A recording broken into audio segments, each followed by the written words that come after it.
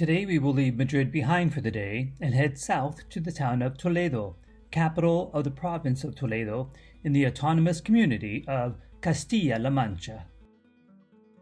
As you can see by the blue line, our ride of about an hour takes us 76 kilometers southwest of Madrid. Toledo lies on the Tajo River. The population is about 84,300. Toledo is known as an imperial city because it was the main venue of the court of Carlos V, Holy Roman Emperor in Spain, and as the city of the three cultures, for the cultural influences of Christians, Muslims, and Jews reflected in its history, who coexisted peacefully here during the Middle Ages. Toledo was declared a World Heritage Site by UNESCO in 1986 for its extensive monumental and cultural heritage. Toledo is one of the oldest towns in Spain. It was once capital of an Iberian tribe. It was captured by Romans in 192 BC and fortified. It was capital of the Visigoths between 534 and 712. The Moors conquered Toledo with little difficulty after crossing the Strait of Gibraltar in 711. In 1085, Toledo was conquered by Alfonso VI of Leon, and 2 years later, Toledo was the capital of Castile and the residence of the kings of Castile and Spain. Initially, Toledo's Christians, Jews, and Muslims coexisted tolerably well. However, soon after the city of Granada fell to the Catholic monarchs in 1492, Spain's Muslims and Jews were compelled to convert to Christianity or flee, a tragedy in the city of many faiths. In the 16th century, Carlos I considered making Toledo his permanent capital, but his successor, Felipe II, dashed such ideas with his definitive move to Madrid in 1561, and Toledo went into decline. When we arrive, I'll be parking here and leave the car behind until we go back to Madrid. Our first stop is here, the Plaza de Socodover. The origin of the name Socodover comes from the Arabic language meaning market of burden beasts. Here, horses, donkeys, mules, and other beasts used to be sold. Bullfighting also used to take place here. This square has been a nerve center of the social life of the city since medieval times.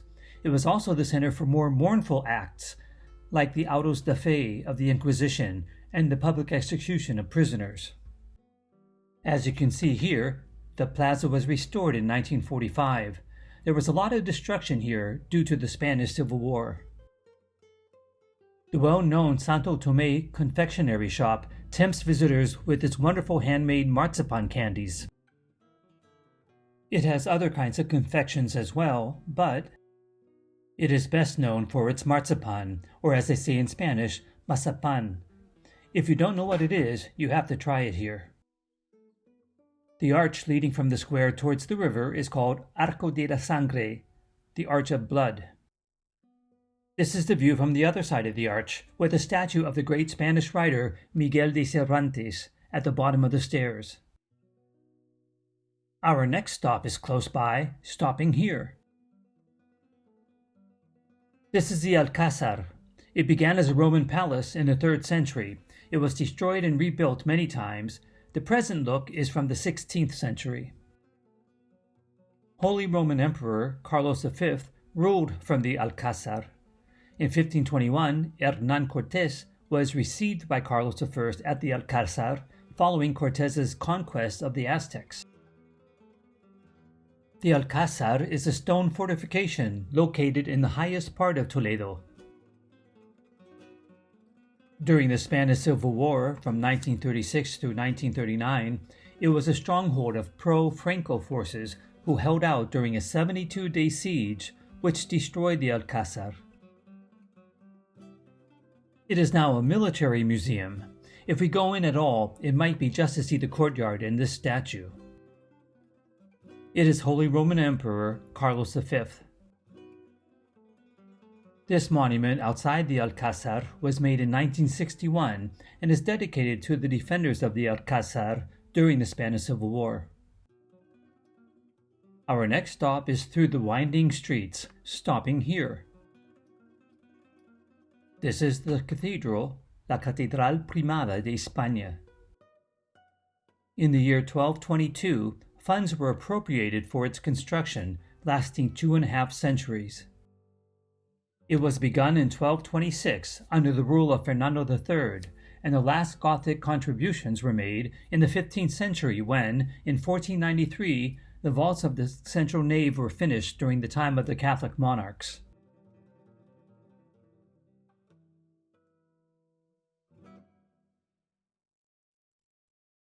The interior is quite ornate.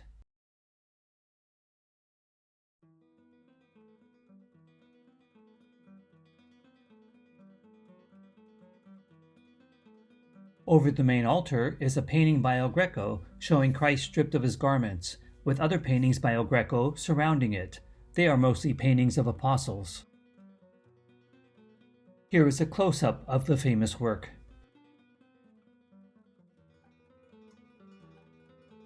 And this is El Greco's famous Las Lágrimas de San Pedro, the Tears of St. Peter. Behind the altar is a beautiful Baroque transparente, a sculptural grouping around a window above.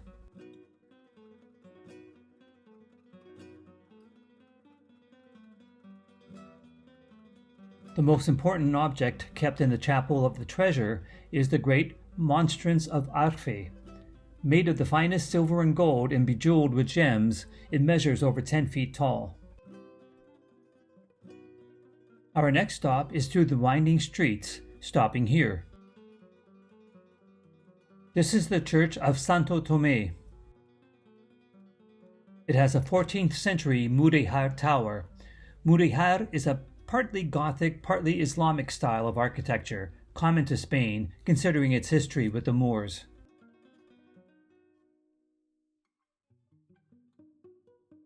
The interior is not overly ornate. Here is the main altar, but the reason for coming here is for something else located here. As the sign indicates, we're here to see El Entierro del Conde de Orgaz, the burial of Count Orgaz, a very famous painting by El Greco from the year 1586. And this is the painting. It is an exceptionally large painting, divided into two sections, heavenly above and terrestrial below. It is considered to be El Greco's best work. Let's look at the bottom part of the painting. The two cardinals are Saint Stephen and Saint Augustine, lifting the body. The body is, of course, that of Count Orgaz himself. Look at the robes of these two. They are works of art in themselves.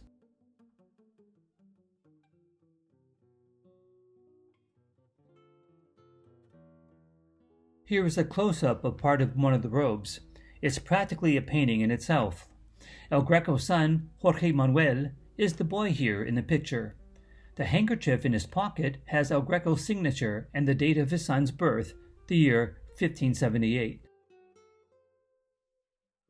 This figure, looking straight ahead, is El Greco himself. Most of the other figures in this bottom portion were actual noblemen alive at the time of the Count's death. You can imagine how important this painting was to the townspeople at the time, to see oneself in the painting, or one's friend or neighbor. The figures in the upper portion of the painting include Christ, St. Peter, the Virgin Mary, St. John the Baptist, some other saints and angels, and look at this figure. It represents Count Orgaz's soul. Looking at it more closely, it looks like a ghostly form of a child. After viewing El Greco's masterpiece, we'll learn more about El Greco by going here. This house recreates the home of El Greco, which no longer exists. The museum houses many artworks by El Greco, especially from his late period. The museum first opened in 1911 and is located in the Jewish quarter of Toledo. It consists of two buildings, this 16th century house with a courtyard, and a newer building forming the museum, together with a garden. El Greco, Dominicus Theotokopoulos, was born in Crete in 1541. He worked under Titian and Tintoretto in Italy. He went to Spain in 1577, and he died in Toledo in 1614. Furnishings here are from the 16th century. This is the patio or courtyard of the house. One of his paintings here is this one, Vista y Plano de Toledo, the view and plan of Toledo. It is sometimes supposed that the young man is a portrait of El Greco's son, Jorge Manuel, who was, however, at least 30 years old at that time. The enormous detail of this painting has caused many scholars to guess that this is a work by his son, Jorge Manuel himself, instead, who was an expert in architecture. At some point today, we will eat lunch in Toledo. After the El Greco Museum, we have a few more sights to see. This first one is this bridge, El Puente de San Martín, St. Martin's Bridge. This medieval bridge was constructed in the late 14th century to provide access to the old town from the west, complementing the older Puente de Alcántara linking to the east. Both sides of the bridge were heavily fortified with towers, the more recent dating from the 16th century. This is, of course, the Tajo River below. We then walk through the town to this bridge, El Puente de Alcántara. This bridge was built by the Romans after they founded the city. As you can see, it has 2 arches. It used to have a 3rd arch, but it was damaged and rebuilt in the 10th century when the 3rd arch disappeared. Alcántara comes from Arabic meaning bridge. The towers and gates on both ends of the bridge are impressive.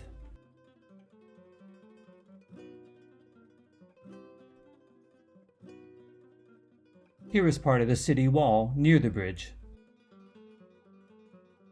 We then go to see 3 gates of the town.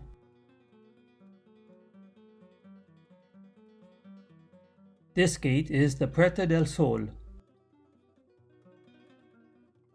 It was built in the late 14th century.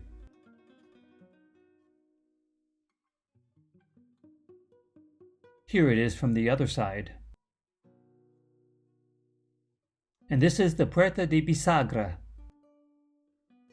It is the best-known city gate of Toledo. It is of Moorish origin, but the main part was built in 1559. It carries the coat of arms of the Emperor Carlos V. This is the view from inside Toledo. And this is the patio between the 2 facades, much less ornate. There is a statue of Emperor Carlos V on this area between the 2 facades. And finally, we have the gate of Alfonso VI, Puerta de Bisagra Vieja. It was constructed in the 10th century. It was the main entrance to the city at that time.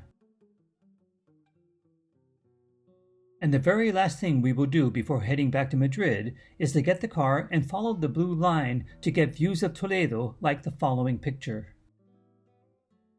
What a spectacular view and what a wonderful day in Toledo, Spain. We go back to Madrid, go out to eat dinner, and unfortunately our trip to Spain has come to an end. Tomorrow it's back to the airport to head home.